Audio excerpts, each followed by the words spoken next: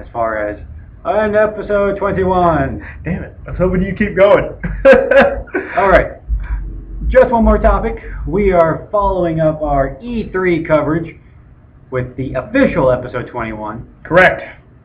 And that was an interesting week. I mean, that first day when we posted all that was fun by itself. But you got to keep in mind, this was coming off of a huge event that we had here in town called Fantastical Muse.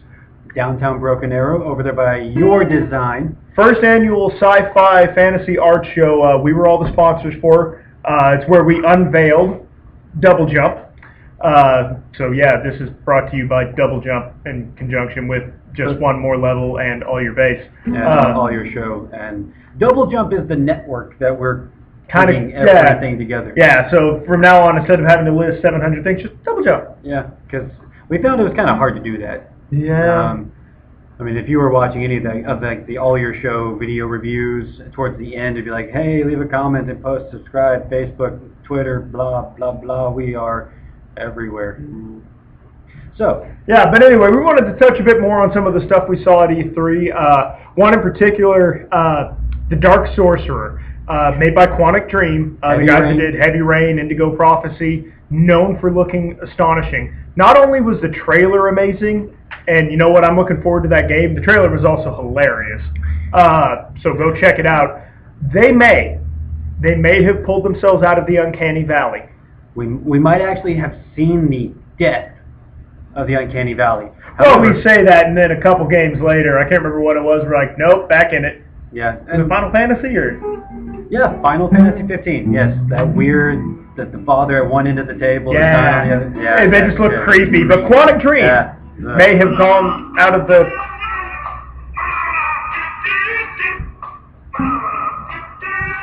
That was fun. All right. Yeah, it was. E3 was fantastic. Like all of the conferences were great. Sony, Yeah, we went on and on about how they killed it. But I mean, some of the things we didn't get to touch on that really, I mean, Kingdom Hearts 3. Final Fantasy 15, which we mentioned, it still looked fantastic, but those cutscenes were... Yeah, Quantic Dream really just, I mean, they've always set the bar for visual fidelity, but man, like I said, if you don't know what the Uncanny Valley is, go look it up. I'm not going to waste precious time now explaining it, but... We got 10 minutes. Yeah, they got out of it. And we also, man, I can't even say enough good...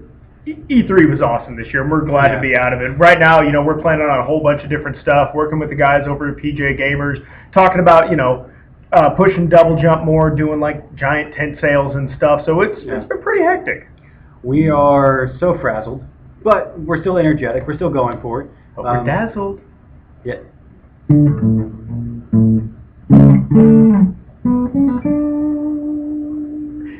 So what we're looking at is we're wanting to make things easy.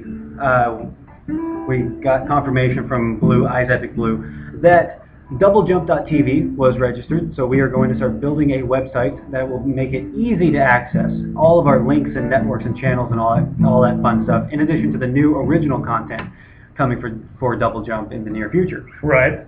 Oh, I remember something I wanted to talk about. E3, a game that looks awesome for the PlayStation, The Order 1886. Yes. We're not quite sure what kind of game it is, but it is a steampunk...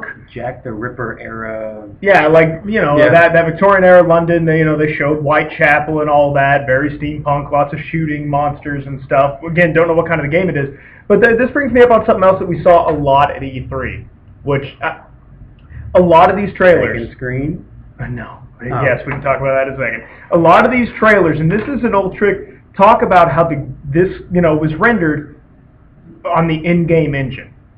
That is basically their way of saying your game might look like this, but even if it does, it may just be the cutscenes that look like this. Companies have been doing this forever. Heck, Bungie admitted that when they did that for Halo 2, it was an outright lie. What they showed it was completely impossible on the given hardware. So all these games are like, oh, it's going to look like that. No, it's not. As with every transition into a generation, the hardware is better, software has to catch up. The engines have to catch up. So what you're going to play is going to look like a more highly rendered game that we have now, which still looks amazing. Highly advanced.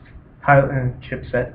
But they are not going to look like those cutscenes that you saw. The few gameplay footage that we did see, where it had a bunch of guys pretending to play him on stage, yeah, those guys aren't actually playing, by the way. The Black Flag is a prime example of that. The guy's just sitting there, and the game freezes, his thumbs are still going, he's like, guys?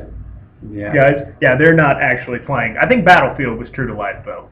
Yeah, well, they had 64 people. Yeah, that's some good faking. What I liked was a report that came out after E3. I think it went up yesterday. Quite a few news media or outlets was covering it. That like whenever the PS4 games at the booths would crash, they would go to the system OS. Yeah. The Xbox One did not do that. The Xbox One, when those games crashed, they went to a Windows 7 desktop.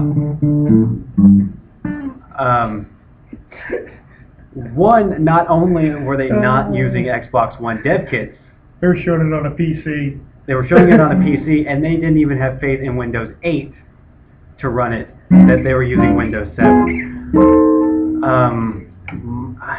Which makes, that all that stuff aside, makes me kind of wonder how far is Xbox One? I mean, if they're still showing off all those things... that's half the point of E3. Like, I question the same thing about the PS4. I do. Yeah. I mean, look how, like I said, the dude's playing on there, and like that was one big hiccup in the thing. Oh crap, our pre-rendered game demo keeps freezing and stalling. If they were running that on current system, guess what? It's got a long way to go. Yeah. They've got plenty of time to work out the kinks, but man, all that stuff is smoke and mirrors. The interesting so thing... are movies, and I love me some movies. The interesting thing is that all the Wii U, the PS4, and the Xbox One are all using AMD graphics cards. Right. The PC that Microsoft was using was using an NVIDIA GT blah blah number. And that's interesting, just because NVIDIA is trying to come out with a gaming console. Yeah, and that was another thing that I was really concerned with, was the fact that they weren't even running these off of remotely comparable hardware. Yeah. So who knows what's going to happen? I mean, there's still some time, but it just kind of, for a system that's supposed to launch in November, and they're not even using the dev kits at E3, which would give them a couple months till launch, kind of makes me concerned. Yeah, but I mean, dude, there's going to be problems. Like last gen, Madden 06. The infamous Madden 06. Here's what it's going to look like. Game comes out. What's this crap? Did I buy the wrong game? This doesn't look anything like you. They use this football. They use this to lie. So basically, take where things are now. Okay. Now, take what they showed at E3. It's going to be just a little bit ahead of here. You can't help it. Best you can hope for is bigger game worlds, more models on screen. As far as their fidelity, it's not going to look that much better. The cutscenes will. Gameplay is going to take some time to catch up. It always does. So, E3 was fantastic. I'm glad, I'm very, very impressed with how we were able to follow all of the conferences, do a Just One More Topic episode, or video. Yeah, every time, which if you couldn't tell by the end of that, we were kind of tired. Yeah, Sony's conference started 10 minutes late and then went for like 2 hours. But we do it for you guys. Yes, pay us. We need to work on that. Yeah. I don't know what the hell you'd pay us for right now, but just do it.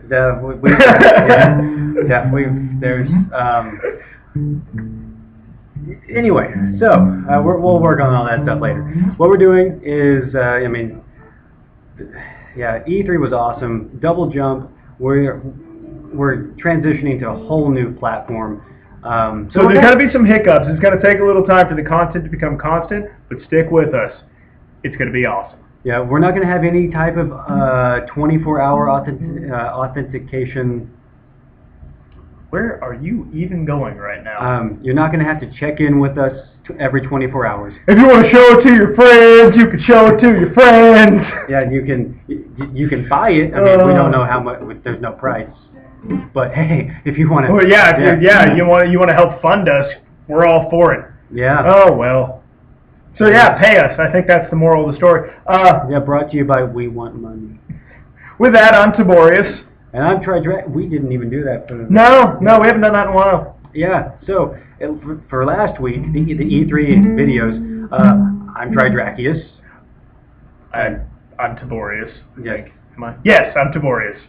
And we'll see you next week. Yeah. See ya. Here is a stop button.